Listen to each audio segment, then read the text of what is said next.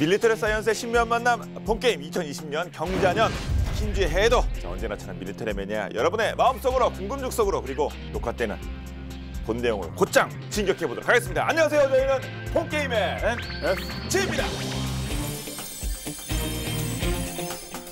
자, 오늘의 주제 무엇일지 영상을 통해서 먼저 확인해 보시죠.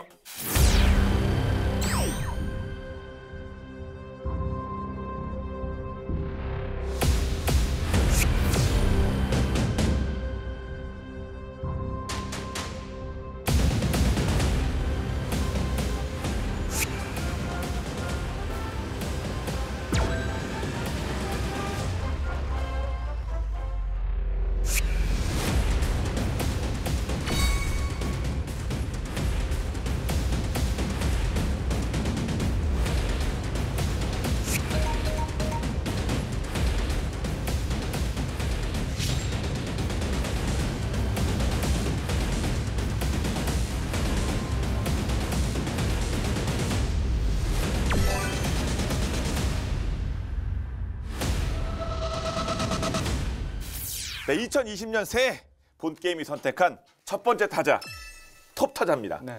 2020년 대망의 첫 번째 주제는 한중일 이지스함 전력 비교입니다.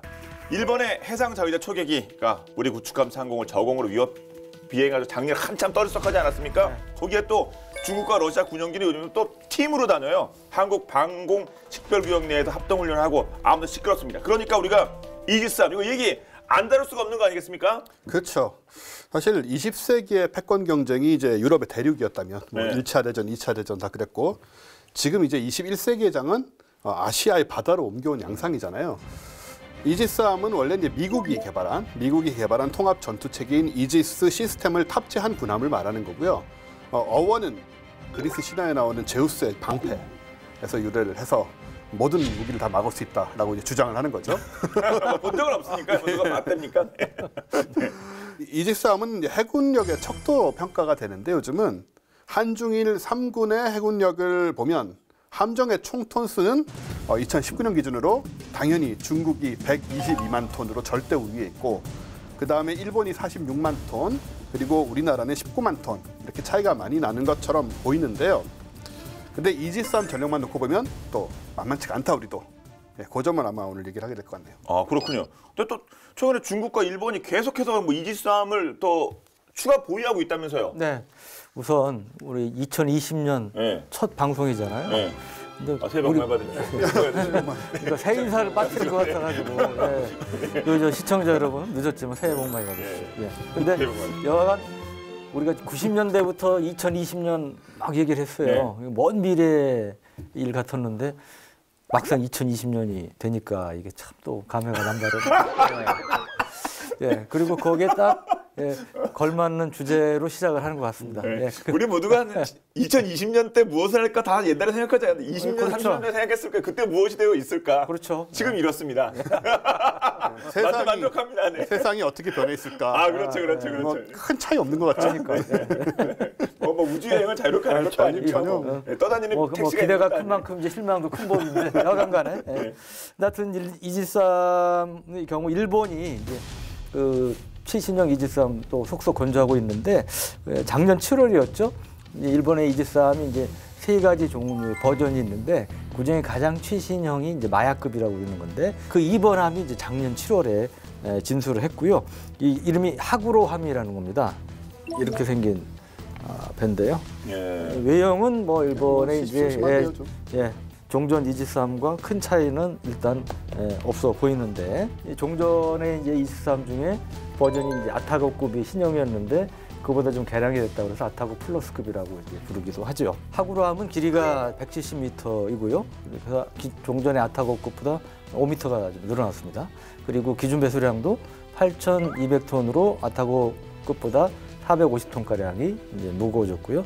그러니까 커졌으니까 그만큼 이제 무장이나 이런 것들을 더 탑재할 수 있다는 것이고 건조에는 16억 달러, 우리 돈으로 따지면 1조 7천억 원 이상이 들었죠. 우리 타봤던 세종대왕급 우리 관함식에 타본 이지스함 이제 척당 1조 원 정도로 봅니다. 그러니까 그거에 비해서 상당히 비싼 배라고 볼 수 있고요. 이 배는 이제 해상 시운전 등을 거쳐가지고 2021년 3월, 즉 내년 3월에 취역할 계획이고, 이 초담이 마야함은 이제 재작년에 진술을 했는데 이거는 이제 올 3월 이제 취역을 할 예정입니다. 이로써 일본은 총 8척의 이지스함을 보유하게 되죠. 그러니까 우리는 아직까지 3척이니까 2배 이상을 보유하게 되는 거고. 근데 이게 이제 성능 뭐 뒤에 자세히 얘기하겠습니다만 성능이 상당히 업그레이드 됐는데 그 밖에 또 신경 쓰이는 게 있어요. 뭐냐 하면 이 배가 하필 우리 독도와 가까운 이 일본 해상자위대 기지에 배치가 될 가능성이 크다는 거예요. 그 독도와 가장 가까운 이제 마이주루 기지가 있는데 여기에 배치될 가능성이 높은 곳으로 알려져 있는데 이 기지는 독도에서 불과 한 300km 정도밖에 안 떨어져 있고 이미 기존의 공고급 그다음에는 아타고급 이 각 총 2척이 이제 배치가 돼 있고 그 외에 이제 뭐 구축함 5척 그다음에 헬기 항모 1척 등도 이 기지에 배치가 돼 있다고 합니다. 네, 마이주루 기지에 배치라고 말한 건 뭐 본인들 마음인데 뭐 아무 상관없다고 배치라고 그러는데요. 네. 독도 근처에 그냥 신경 쓰이게 본인들이 뭔데 하여튼 2020년부터 우리가 다시 또 애국심을 차는 건데 자, 또 중국도 이에 질 수 없는 거 아니겠습니까? 그렇죠. 예, 중국 해군도 작년에 이제 창설 70주년을 기념하는 국제 관음식 때 중국판 최신형 이지스함 055형 난창함이라고 그러죠. 난창함을 공개를 했는데 네. 길이 180m, 폭 23m, 만재 배수량이 12,500톤에 달하고요. 그러니까 세계 최강인 미국의 주말트 스텔스 구축함보다는 좀 작은데 이건 이제 15,000톤이니까 우리 해군의 세종대함은 1만 톤, 방금 얘기했던 일본의 이제 아타고함 7,700톤이나 또 마야금 8,200톤 전반적으로 미국 거 외에는 가장 큰 이지스함을 지금 공개를 했다 이렇게 보시면 될 것 같아요. 네. 근데 지금 보유 수 보면 일본이 한 8척, 중국이 오피셜로 9척, 근데 우리는 3척. 앞서 다른 전력은 몰라도 이지스 쪽은 이렇게 좀 우리가 어깨를 나란히 한다 그런 말씀 하셨던 것 같은데 우리 추가 건조 뭐 우리도 계속 돼야 되겠네요 그러면. 그렇죠. 우리가 말씀드렸지만 이제 3척을 보유하고 있는데 2020년대 초반 이후에 3척을 추가로 도입합니다. 이거는 작년 4월에 이제 공식적으로 결정이 됐는데요. 사업 정식 명칭이 광개토 3급 배치 2 사업이라고 그래요. 이 광개토 이름이 들어간 건 뭐냐면 우리 이제 한국형 구축함이 맨 처음 나온 게 광개토 대항이라고 써요. 이제 KD1이라고 그러는데 그건 한 3,500톤급인데 그 뒤에 이제 또 4,500톤급이 나왔고요. 그 다음에 이제 세 번째로 이지스함이 나왔는데 이게 이제 그 한국형 구축함 1, 2, 3로 분류가 되는데 이게 광개토 1, 2, 3로 이렇게 보통 또 통칭을 합니다. 그래서 군에서 공식적으로 붙이는 명칭이. 그러니까 이 우리 국산 기술로 순수 국산 기술을 만든 최초의 본격적인 구축함, 한국형 구축함의 1, 2, 3, 이제 1, 2, 3단계를 거치면서 이지스함까지 이제 발전한 거고. 그래서 광개토 3는 즉 이지스함을 의미를 하고요.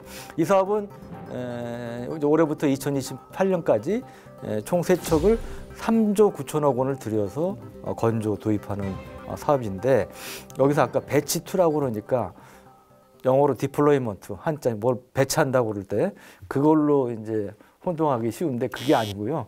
영어로 BATCH 이제 표현이 되는데 광개토 3 배치가 영어예요? 이 배치가 영어? 그러니까 한자가 아닙니다. 배치고사 할 때 그 배치가 아니고? 한자가 아닙니다. 그러니까 이 뭐 어떤 때 배치라는 말을 쓰냐면 이 동일한 함정에서 이제 성능이 개선될 때 이 단계별로 업그레이드 될 거 아니에요?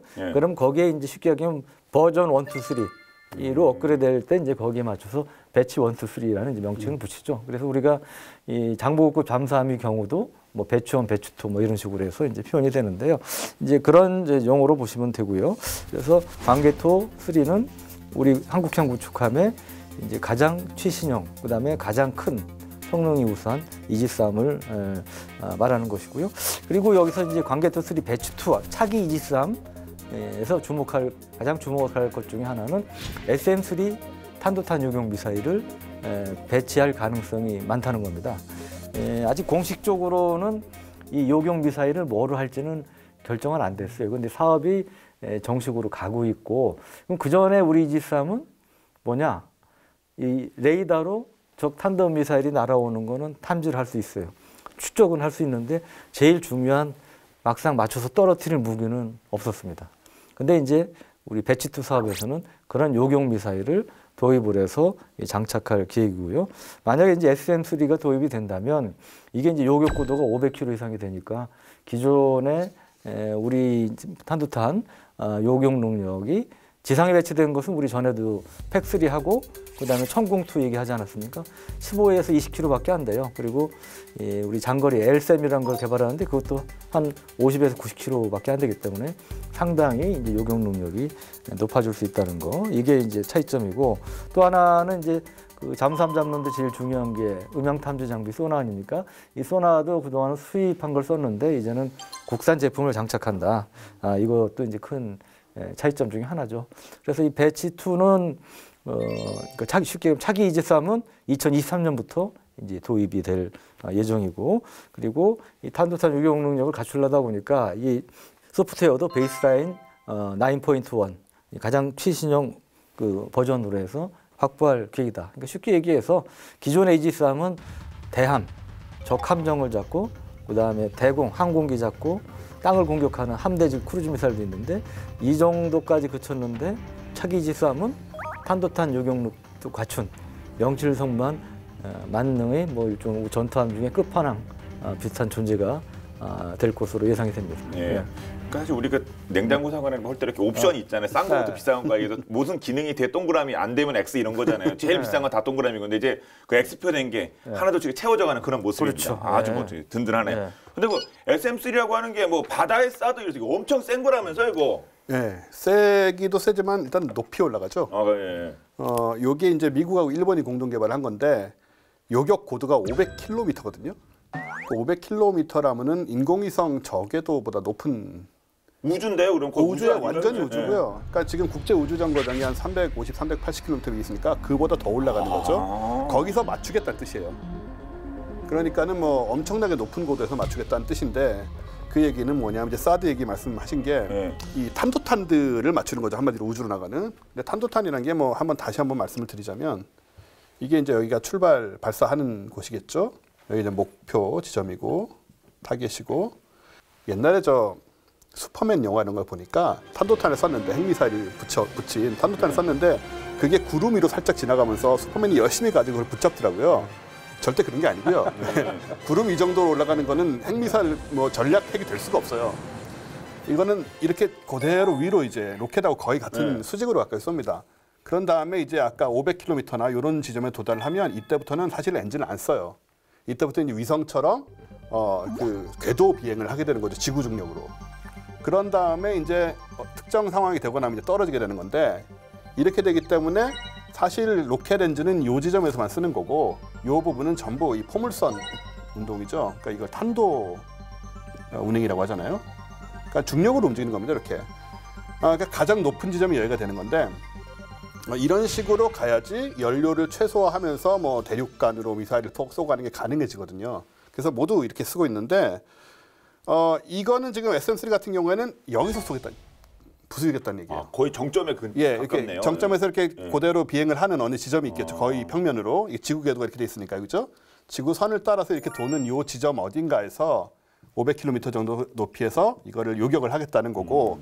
근데 이건 무슨 얘기냐면은 이걸 보통 이제 여기 500km 높이라고 본다면 이 거리는 4배를 봐요. 그러니까는 2,000km가 되니까 사거리 2,000km의 탄도탄을 쏠 수 있다.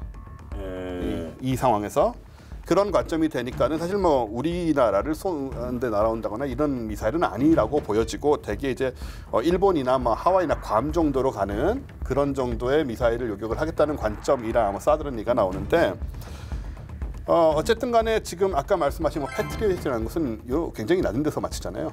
요 전에 훨씬 전에 한 번 더 요격할 그 기회를 갖게 된다는 점에서 굉장히 중요한 의미가 있는 거죠.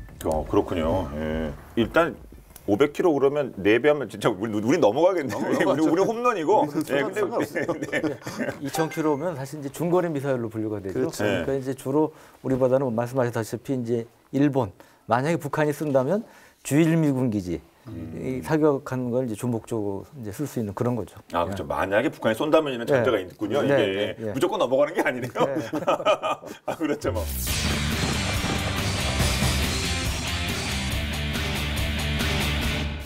이게 이제 SM3가 성능은 정말 좋아요. 그리고 말씀하셨다시피 우리가 전에도 얘기했지만 원래 탄도탄이라는 게 뭐 빠를 경우 음속이 10배 가까운 속도로 떨어지고 그러니까 요격할 시간이 굉장히 짧잖아요. 그리고 15에서 20km 고도면 요격할 시간이 불과 몇 초밖에 없는 거죠. 그래서 가급적 높은 데서 1차 요격하고 거기서 실패한 거를 2, 3단계 더 거쳐서 다층, 그러니까 여러 단계 요격하면 요격 확률이 높을 수 있다. 그런 측면에서 SM3가 분명히 도움이 되는 면은 있습니다. 하지만 말씀하셨다시피 과연 그럼 사거리 2,000km 이상 되는 그런 미사일을 남한 공격용으로 북한이 쓸 가능성은 얼마나 될까?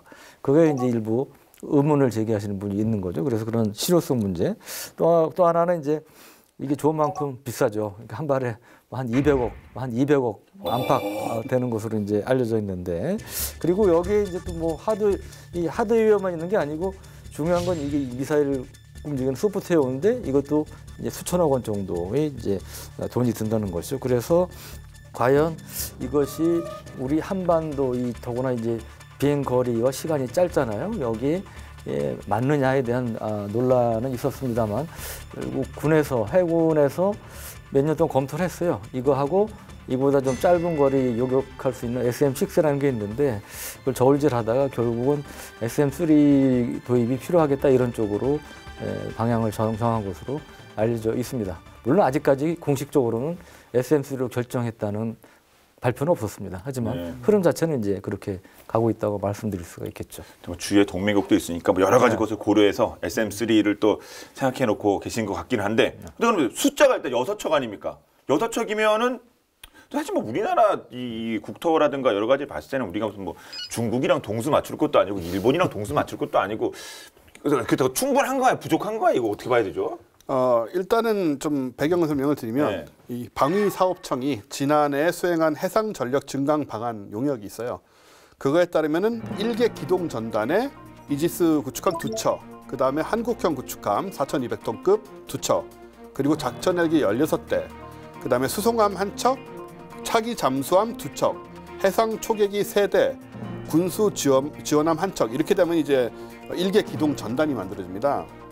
근데 이제 문제는 뭐냐면은 이지스함이 목표 탐지는 동시에 이제 100개 정도 가능하잖아요, 그 레이더로. 근데 미사일 요격은 10개에서 14개 정도만 할 수가 있어요. 왜냐하면 이제 대공 미사일을 추적해서 유도하는 그 SPG-62 일루미네이터라는 레이더가 3개밖에 없기 때문에 이 능력을 초과하면 공격을 당하게 됩니다. 그래서 일본의 이지스함 같은 경우도 항상 2척 체제를 유지를 하거든요. 그래서 이제 우리가 만약에 이지스함이 6척이 되게 되면 이 해군이 기동 전단을 기존의 1개에서 3개로 늘릴 수가 있게 되죠. 이렇게 되면 무슨 의미가 있냐면 주변국과의 해상 분쟁들이 좀 일어나랑 말랑 하지 않습니까, 요즘? 거기에 대한 전략 기동 함대를 일명 이제 독도 이어도 함대, 독도에서 이어도로 이어지는 이 함대의 구성을 가능하게 하지 않겠느냐, 이렇게 볼 수 있는 거죠. 예, 물론 예비대도 필요하겠습니다만 짝수로 돼야 이게 그 전단 이게 그 기본 티어가 나오겠네요. 전우조처럼 2명, 그렇죠. 4명, 그렇죠. 6명 이렇게요. 배가 이제 항상 우리 전에도 얘기했지만 항상 모든 배가 바다에 떠 있을 수 있는 게 아니잖아요. 네. 일부는 작전하면 일부는 정비를 하고 있어야 되고 뭐 이제 그렇기 때문에 이제 여유 있는 숫자가 필요한데, 그래서 무슨 이지스함의 경우 뭐 6척 이상, 뭐 일본이 8척 갖고 있고 그러니까 우리도 뭐 그 많이 똑같이 맞추자는 뭐 주장도 있습니다만 우리가 뭐 일본하고 똑같은 경제력을 갖고 있는 것도 아니고 그렇기 때문에 그 이지스함만 또 그 이지스함만으로 함대를 구성하는 게 아니잖아요. 그보다 작은 이제 차기 호위함도 있고 그다음에 이제 차기 구축함 KDDX라는 미니 이지스함이라고 부르는 5,000톤급 함정도 건조할 계획이기 때문에 그런 이제 함정들을 적절히 조합해서 함정을 운용하는 것이 중요하다. 이제 그런 생각이 듭니다. 네, 사실 그 우리나라는 평화를 지향하기 때문에 다다익선은 아니지 않겠습니까? 그래서 필요한 만큼만 있으면 되는 것 같은데 지금까지는 6척을 준비하고 있는 모양입니다. 자, 그리고 사실 이지스함이 이게 무슨 뭐 맷집이 좋아서 무슨 방패 뭐 다 덤벼봐 이거는 이래서 그 좋은 건 아니지 않습니까? 일단 뭐 레이더라든가 눈이 밝아야 되는 거 아닐까요? 예. 뭐 레이더가 생명이라고 할 수 있는데 사실 우리가 중국 얘기를 계속 하고 있지만 지금 이지스 시스템은 아까 말씀드린 것처럼 미국 해군이 전투함을 위한 무기 관제 시스템이다 보니까 중국 거는 그냥 좀 유사 이지스예요. 근데 자꾸 중국판 그렇게 말씀하시네요. 예. 그래서 좀 다르고요. 좀 비교하기가 좀 어려운데 스페인하고 노르웨이, 호주 등도 이제 지금 다 미국제를 도입을 한 상태고 이제 축소용 버전입니다. 이것도. 그래서 지금 미국제 오리지널 이지스 시스템을 운용하는 나라는 한미일 셋밖에 없다. 이렇게 보시면 되고 중국은 나중에 따로 얘기를 해야 될 것 같아요. 일본하고 우리나라는 어떠냐? 똑같습니다. 왜냐하면 공동 구매를 했어요. 공동구매는 동시에 샀다는 거 아닙니까? 동시에 싸게 똑같이 예. 같은 거를. 그런 것도 공동구매를 하나요? 예, 비싸니까 그렇게 하더라고요. 그런데 우리 뭐 다 하듯이.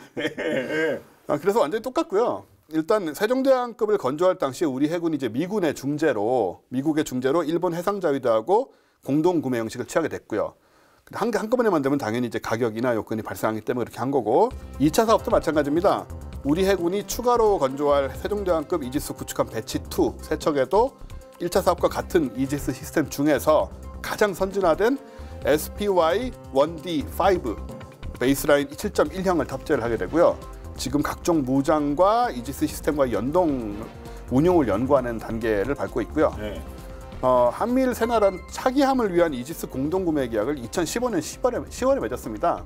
미 해군의 알레이버급 후기형 25세트 이상이고요. 그다음에 한국의 세종대왕함 후속함 3세트, 그리고 일본의 27DDG 2세트에 들어갈 이 AN/SPY 1D5 레이더를 공동 구매한다.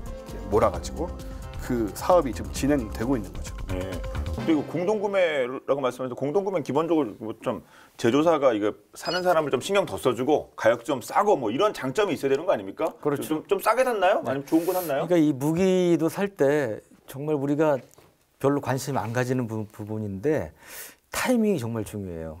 이 타이밍을 잘못 맞추면 한 2배 이상 바가지를 쓰면서 살 수도 있는 제철이가 있어요, 때가? 예, 이게 무기입니다. 그래서 이지스 시스템은 그래서 그 1차 사업의 경우도 3개의 레이더를 한꺼번에 계약을 했어요. 한 세트로 패키지로 해서.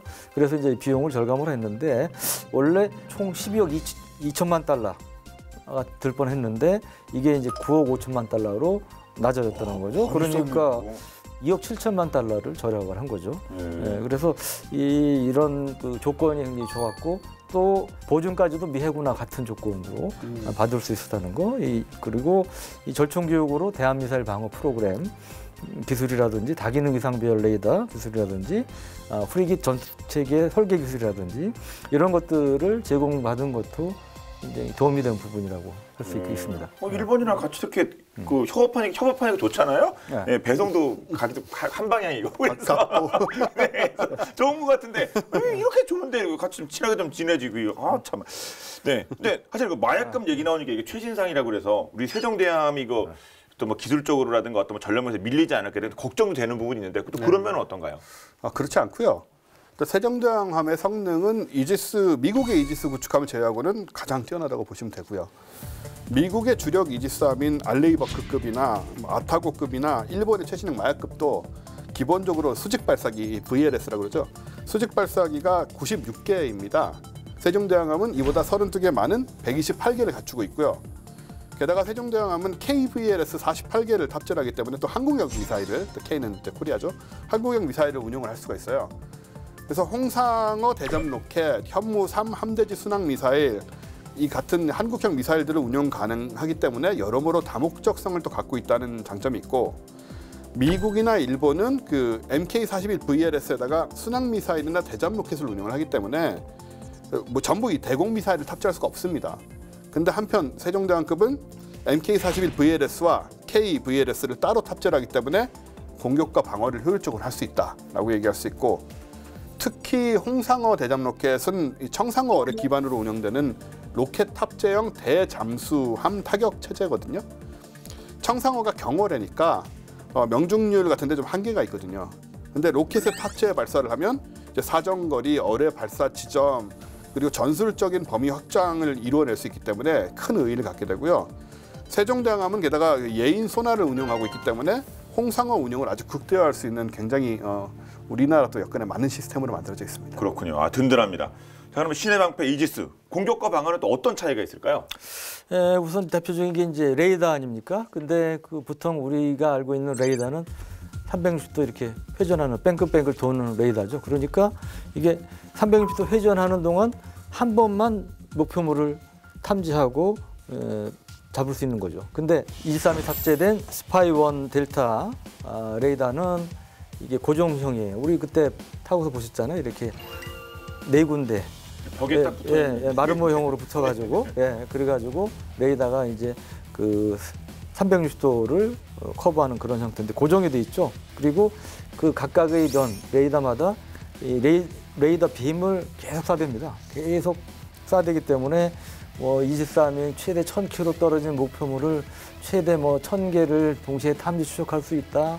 뭐 이런 거 얘기 나오고 그런 것들이 이제 그러한 능력에서 비롯되는 건데, 하여튼 기본적으로 동시에 공격할 수 있는 표적 숫자도 24개에 달하는 그런 능력을 이제 갖고 있는 거고요. 그래서 예를 들어 만약에 이제 적 함정이 아군의 이지스함을 향해서 대한 미사일을 쐈다. 우선 스파이1 레이더하고 수상 레이더라고 그래서 OPS-28이라고 그러는데 이거를 포착을 하죠. 그리고 그러면 먼저 ECM, 우리 이제 전자전 장비 이를 통해서 보통 대한 미사일이 이제 레이더로 유도가 되니까 이제 그걸 교란하는 그런 방법을 씁니다.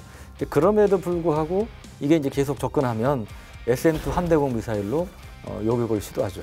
만약에 그래도 날아오는 놈이 있으면 이때는 이제 127mm 한포라든지 CIWS라고 그러죠. 근접 방공 시스템. 보통 기관포입니다. 우리 이지스함 태종대왕이면은 30mm 기관포가 돼 있고 일본은 이제 20mm 발칸포가 장착이 돼 있는데 그런 기관포를 통해서 마지막으로 유격하는 이러한 이제 단계적인 방어망을 구축하고 있고요. 일본의 이지스함 중에 이제 초기형인 공고형은 수직 발사기가 90개고 아타고형은 이제 96개로 6개가 늘어났는데 여기에서 이제 이론상으로는 뭐 다 대공 미사일을 실을 수는 없지만 수십 발의 대공 미사일을 싣고 쏠 수가 있는 거죠. 그래서 이를 통해서 요격을 하는 것이고, 그럼 미사일을 쏘면 그냥 뭐 지가 알아서 그냥 날아가서 맞추는 거냐, 우리가 전에 얘기했던 파이어 포겟이 됐냐, 그건 아니고요. 초기에 유도하는 그런 장치가 필요한데 이걸 SPG-62 일루미네이터라는 건데 이게 이제 목표물을 계속 추적을 해가지고 그 SM-2 미사일을 목표물까지 유도해주는 역할을 하는데 이게 이제 상당히 강력한 레이더 전파를 쏩니다. 일루미네이터가 레이더 전파를 쏘면 SM-2 미사일은 거기서 목표물에서 반사되어 오는 레이더 전파를 쫓아가서 이제 명중을 시키는 이제 그런 형태죠. 일본의 이지스함의 경우도 마찬가지 3개의 SPG-62가 장착이 되어 있고요. 태종대왕함도 마찬가지 우리나라 함정 중에는 최고의 다중 방어망, 강력한 방어망을 구축하고 있는데 3중 방어망이에요. 1차 SM-2 대공 미사일. 이건 최대 사거리가 170km 정도 됩니다. 상당히 먼 거리에서 요격을 할 수 있고요. 그럼 여기서 요격하는데 안 돼 또 살아나는 놈은 램이라고 불리는 이제 근거리 방공 대공 미사일. 이건 보통 한 10km 이내에서의 이제 요격을 시도를 하고요. 그래도 또 살아나오는 게 있으면 마지막으로 CIWS라고 불리는 기관포, 이 골키퍼라고 불리는 건데요. 이름 좋죠, 골키퍼. 마지막 아닙니까? 네, 마지막 숨문장. 있는다. 뚫리면 골 허용하는 거 아닙니까? 그렇죠. 그러니까 정말 최후의 포로 이 숨문장이 이제 바로 이 30mm 기관포인데 이건 이제 분당 4,200발을 쓸 수가 있고 유럽제입니다. 유럽제인데 이거 원래 우리 A10기 할 때 다룰 때 그 강력한 30mm 기관포 GAU-8이라는 것때 다뤘잖아요. 이 30mm 기관포를 기반으로 해서 제작이 됐고 미군이 주로 쓰는 거는 20mm 펠링스라고 해서 20mm 발칸포를 개조한 거예요. 근데 아무래도 20mm보다 30mm가 이 위력이 크지 않겠어요. 그러니까 그런 이제 적 대한 미사일을 요격할 수 있는 파괴력이 더 크다고 볼 수가 있겠습니다. 그렇군요. 이지스함이 뭐 10,000톤 넘어가는 것도 있고 아무튼 그 배수량이 크잖아요. 그렇죠. 근데 얘는 도대체 뭐로 갑니까? 뭐 핵은 아닐 테고 뭐 또 디젤입니까? 뭡니까? 이게 이제 가스 터빈이라는 건데. 가스요? 네. 제 차도 LNG인데 가스차인데. 뭐 그런 의미는 아니고. 그렇게 무시하는 듯한 호르숨을 보이시면 당연히 저 LNG 몰라서 좋은 거 아닙니까? LPG 탱크 이런 거 넣고 하겠죠. 아니 지금 저 원스 얘기하는 거 본게임을 126회째인데 아직도 그걸 모르시냐고 지금. 가스 디젤까지는 안다니까 디젤. 핵 디젤. 이 가스 터빈이 뭐 가스를 넣어서 쓴다는 얘기는 아니고요. 가스 터빈은 기본적으로 제트 엔진하고 같은 구조라고 보시면 돼요. 비행기에 압축 공기를 일단 등유같이 이제 옥탄이 낮은 연료로 연소를 시켜서 발생된 가스를 가스를 넣는 게 아니고 여기서 가스가 발생되는 거죠. 그거를 이제 팽창해서 배출해서 동력을 얻는다. 큰 차이군요. 예, 가스를 연료로 넣는 게 아니고 네. 그렇군요. 예, 가스를 만듭니다 안에서. 예. 근데 기본적으로 이게 제트 엔진 원리하고 동일한 건데 그러니까 이걸 어떻게 쓰느냐? 당연히 물론 이제 이 제트 엔진처럼 그 뿜어내 가지고 그 힘으로 가지는 않죠. 물속이니까 이렇게 이 가스를 배출한 걸로 스크류를 돌리는 거죠. 그 힘으로. 지금 4개가 설치가 돼 있고요. 한 번에 동시에 가동이 되면 최대 30노트, 그러니까 55.6km 시속까지 속도를 올릴 수가 있어요. 일반적으로 함정을 움직이는 동력은 아까 말씀하신 뭐 디젤 있고, 그다음에 원자력 있고, 그리고 전기 추진 있고, 그리고 뭐 잠수함도 지난번에 얘기했었죠. 여러 가지 방법으로 이제 전기를 만들어서 그 전기로 스크류를 돌리는 게 전기 추진이고, 그다음에 증기 터빈도 있고 그런데요. 이지스함이 가스 터빈을 채택한 이유는 일단 중량이 가벼워요, 엔진이 이게. 그래서 무게를 줄일 수가 있고, 그만큼 다른 무기들을 더 많이 탑재를 할 수가 있고, 그리고 가속을 내기가 좋아서 기민한 기동이 가능합니다. 또 이제 항구에 입항했을 때 긴급 출동해야 될 일이 특히 이지스함의 경우는 생길 일이 많은데 증기 터빈 같은 경우에는 워밍업을 해야 돼요. 워밍업 없이 바로 출발할 수 있으니까 그런 점에서도 장점이 있고, 그래서 여러 가지를 고려했을 때 가장 적합하다고 해서 가스 터빈 엔진을 사용을 합니다. 그렇군요. 뭐 1번도 대동소이하겠죠? 네, 비슷합니다. 이제 타구용 이지스함의 경우는 한 기당 25,000마력의 가스터빈 4개, 그러니까 총 10만 마력의 그 위력으로 이제 시속 56km의 최대 속력을 낼 수가 있고요. 근데 신규 이지스함이 이제 마약급이 있다고 그랬잖아요. 이거는 좀 달라요. 그러니까 기존에는 순항 속도를 낼 때나 아니면 고속으로 갈 때나 다 가스터빈으로 돌리는 체계. 이걸 전문용어로 코가그, 컴바인드 게스터빈 앤드 게스터빈 약어인데, 마약급은 코고라그라는 거예요. COGLAG라는 건데, 이거는 순항 속도로, 그러니까 좀 느린 속도로 천천히 갈 때는 가스터빈을 일단 돌려서 거기 전기를 만든 다음에 이 전기 모터를 돌려서 이제 가죠. 이거는 뭐 빨리 갈 필요가 없으니까 조용히 가는 이런 방식이고, 고속으로 갈 때는 이제 다시 이제 가스터빈을 직접 돌려서 추진하는 이런 가스터빈 전기 복합 추진 체계, 이런 방식을 쓴다고 합니다. 네, 전문적으로는 그렇게 얘기하고 우리 하이브리드 이렇게 얘기하면 될 것 같아요. 그렇죠, 하이브리드죠. 그렇죠, 하이브리드로 보면 되죠. 네. 근데 확실히 뭐 업그레이드는 됐네요, 그러면. 네, 맞습니다. 그래서 그 복합 추진은 장점이 아까 순항 속도를 낼 때는 이 전기 추진을 하니까 아무래도 소음이 작잖아요. 수중 방사 소음을 낮춰주니까 적 잠수함에 탐지돼서 공격받을 확률을 낮춰주는 거죠.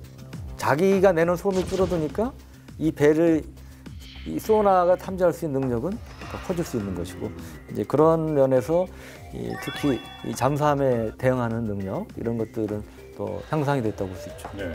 일본의 이지스함 이름은 일단 다 콩고, 기리시마, 지오카이, 이타고, 아시가라 등 전부 산 이름으로 장명이 돼 있어요.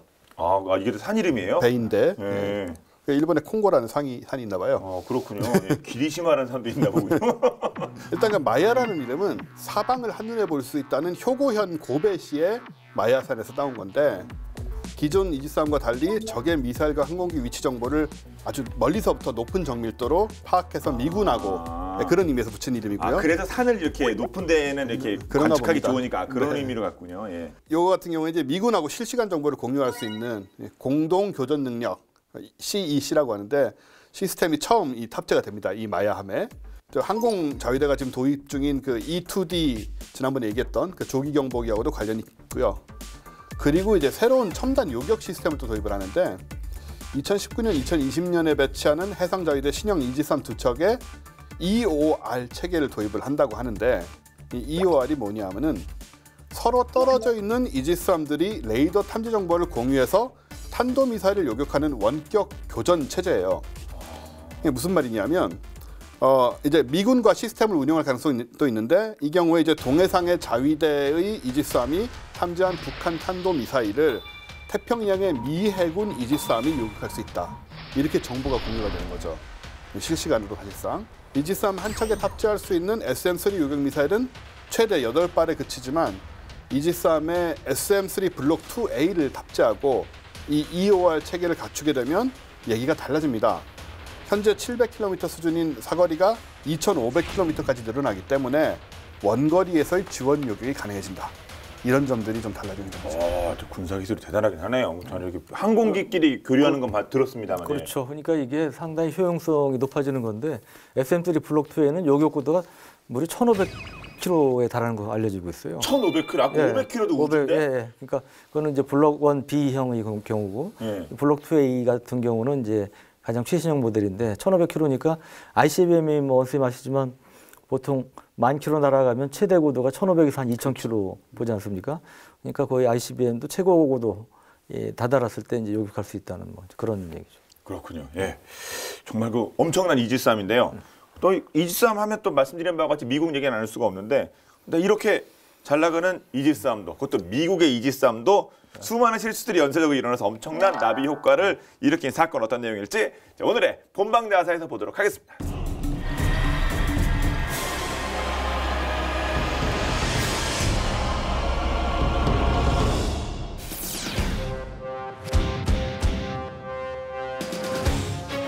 자타공인 세계 최강이라고 불리는 미군 이지스함. 최첨단 레이더와 첨단 무기 체계로 한치의 빈틈도 용납하지 않죠. 그런데 이렇게 완벽하게만 보이는 미국 이지스함도 해서는 안 될 최악의 실수를 한 흑역사가 있다고 하는데요. 과연 무엇일까요?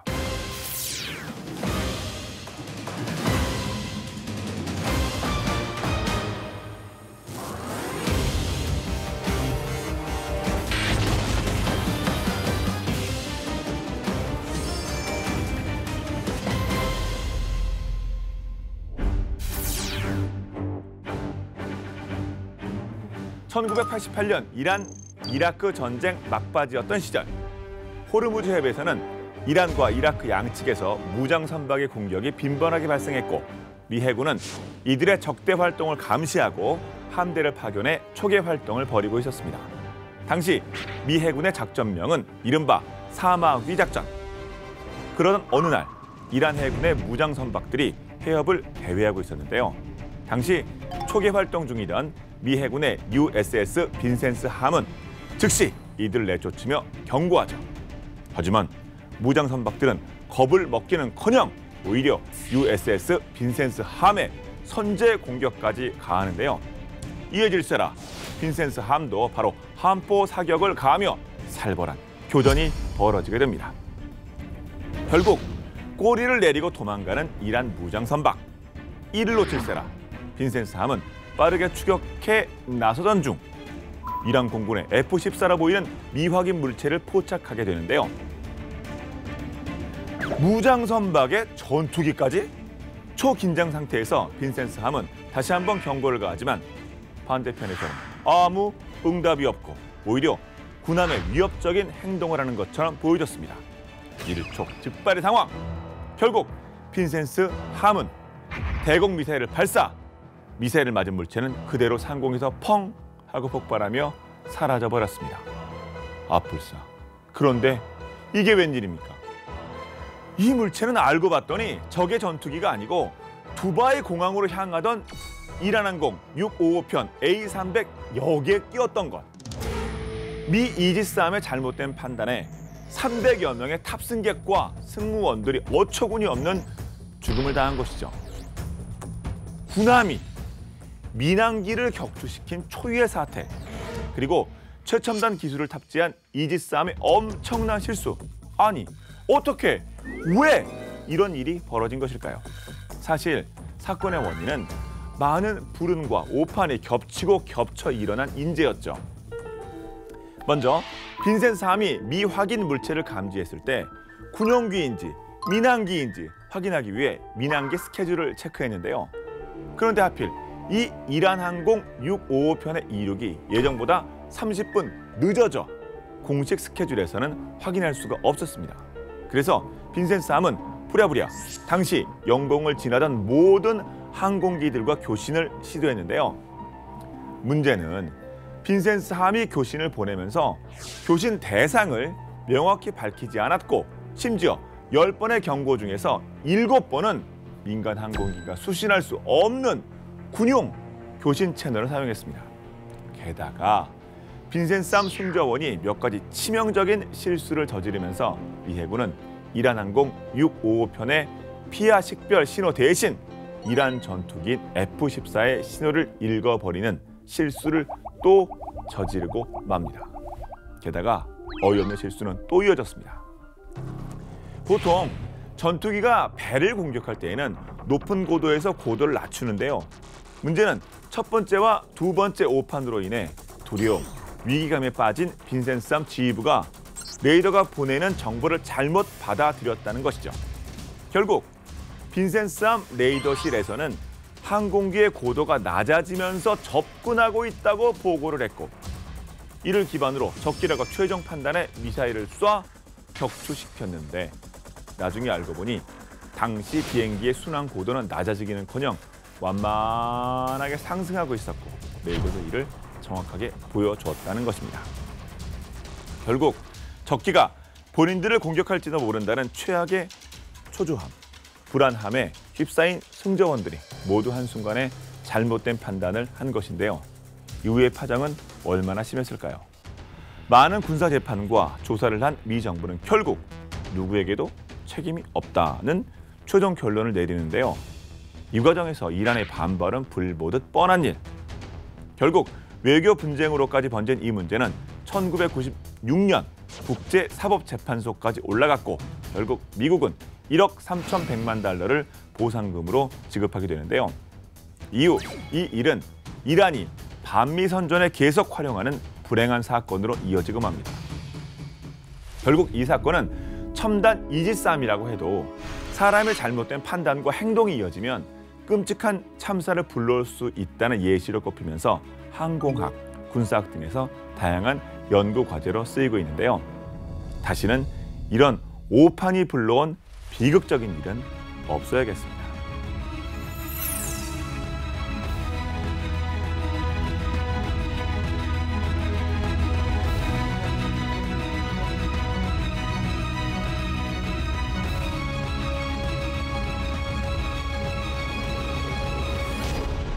진짜 원숭이도 나무에서 떨어질 때가 있는 거예요. 이게 최강의 미군, 그다음에 무기 체계도 세계 최강이라는 미군들도 패닉에 빠지면 뭐 이런 어처구니 없는 판단을 하게 되는 상황이 생기는 것 같습니다. 머지않아 아마 인공지능이 AI 함장이 아마 이지스함을 지휘하게 되지 않을까. 사실 이지스함이야말로 인공지능하고 참 걸맞는 여러 가지 요소를 많이 갖고 있잖아요. 사실 실제로 영국 해군에서 지금 연구가 한창이라고 합니다.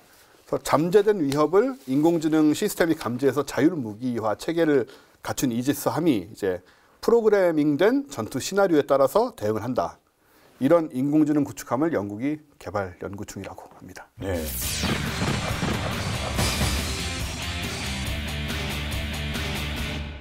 자, 이지스함 뭐 이런 어떤 뭐 나름 실수도 있었고 하지만 전반적인 어떤 뭐 시스템상의 약점이라든가 이런 부분도 또 다뤄봐야 될 것 같은데요. 그렇죠. 요즘 뭐 여러 가지 이협이 나옵니다. 뭐 초음속 대함 미사일이 그렇죠. 여러 가지 이제 나오는데 이제 그 중에 하나가 그 잠수함이죠. 아무래도 대표님 물속에서 어뢰 여러 발 쏘면 여러 발 얻어맞으면 견뎌낼 장사 없어요. 항공모함도 뭐 침몰하는데. 안 맞아야지. 맞으면 방법 없죠. 그렇죠. 맞으면 어뢰 얻어맞으면 방법이 없는데 그래서 이제 이걸 막기 위해서 대잠 헬기, 해상 작전 헬기를 탑재를 하죠. 미국의 경우 이제 CO크라는 MH-60 CO크 대잠 헬기를 탑재를 해서 이지스함 주위를 이제 헬기가 초계 비행하면서 잠수함을 찾아내죠. 보통 뭐 우리 전에도 얘기했지만 여기에 헬기에는 이제 그 소노브이라고 그래서 이 물속으로 떨어뜨리는 음향 탐지 장비가 있죠. 그걸 떨어뜨려서 위치를 파악한 다음에 어뢰도 장착합니다. 그래서 어뢰로 직접 공격을 이제 할 수가 있고 아무래도 이제 헬기는 잠수함보다 빠르니까 이제 그런 점에서 그 잠수함이 만약에 도주할 경우에도 신속하게 추적을 해서 잡을 수 있는 그런 능력을 갖고 있고요. 우리나라의 경우 지금 이제 와일드 캣이라고 불리는 해상작전 헬기를 보유하고 있는데 이건 2차 사업으로 12대의 신형 해상작전 헬기를 도입합니다. 이게 주로 이제 잠수함 잡는 게 목적인데 지금 우리 전에도 다뤘죠? 와일드 캣하고 미국의 MH-60R 이게 두 개가 이제 경쟁 중인데 세종대왕급 이지스함의 경우 이제 마찬가지 차기 이지스함도 마찬가지인데 이 경락고에는 히오코도 이제 수용할 수 있는 그런 능력이 되기 때문에 이 과연 뭐 어떤 것이 결정이 될지 좀 주목이 되는 상황입니다. 뭐 좀 들으신 거 없어요? 취재하신 거 없습니까? 이게 원래 우리가 지난번에 다룰 때 네. 작년에 다룰 때 올해 안에 기종 선정할 예정이다 그랬어요. 그러니까 작년 말에 원래 결정할 예정이었는데 조금 계획보다 좀 지연이 되는 것 같습니다. 그래서 올 상반기에는 둘 중에 하나가 결정되지 않을까. 그 중에 뭐가 될지는 저도 모르죠. 네. 알면서 모르시는 척하는 거 아니고요. 대충 뭐, 이미 결정된 거 아닙니까? 뭐 알아도 뭐가 유리하다고 제가 말씀드릴 수 없죠. 네. 알겠습니다. 심사숙고하는 중이시랍니다. 우리 그 관계자분들께서요. 네. 자, 그럼 이제 다음 얘기로 넘어가도록 하겠습니다. 이제 중국 얘기를 한번 본격적으로 파헤쳐 보도록 하겠습니다. 사실은 뭐 엄청난데 일단 물량으로 밀어붙이고 있고요. 일단 뭐 전체적으로 뭐 아까 뭐 톤수 이런 곳에서 봐서도 뭐 그 중국이 우위였었는데 뭐 전체적으로 보면 이미 뭐 중국이 미군이 1등일 때고 2등은 중국 이렇게 얘기 될까요? 어떻습니까 지금? 이게 좀 재밌는 게요. 네. 지난 2014년에 일본의 한 연구소가 중일 해군이 그 문제 센카쿠 센카쿠에서 충돌할 경우에 생각구 열떠봐야 그렇죠. 예. 우리가 그냥 모른 체 한다 그런 얘기가 아니고 발음을 깜짝 놀랐어요. 센카쿠라고 그러셨군요. 네. 갸오기다오라고 하죠. 또 그렇게 들을 수도 있군요. 이상하게 되게 흔한 얘기 아닌데 마음이 이상하게 그러니까 이상하게 들려요. 처음 들어봤어요. 제가 별로 잘못한 것 같지 않아요. 제 귀가 제 마음이 이상한데. 중일 해군이 센카쿠 열도에서 부딪힌 경우 전쟁 발발 수시간 만에 중국군이 괴멸할 것이다. 괴멸이요? 그런데 바로 그 다음 해 2015년에 중국의 해군력이 2015년 처음으로 일본을 추월할 것이라는 분석을 내놓은 거죠. 그러니까 1년 사이 좀 추월을 한다는 상황이고 해상전력의 핵심인 이지스함 전력에서 중국이 일본을 앞선다라고 분석을 한 상태입니다. 네. 052D 구축함은 중국의 첫 이지스 구축함인 052C형의 개량형으로 이게 이제 미국의 링크 16이나 러시아의 AT-2M과 대등할 정도의 성능을 가진 시스템이다라고 평가를 받고 있죠. 그렇군요. 네. 그러니까 중국의 함정 수준에 대해서 사실은 과거에 서방 전문가들 평가 굉장히 인색했어요.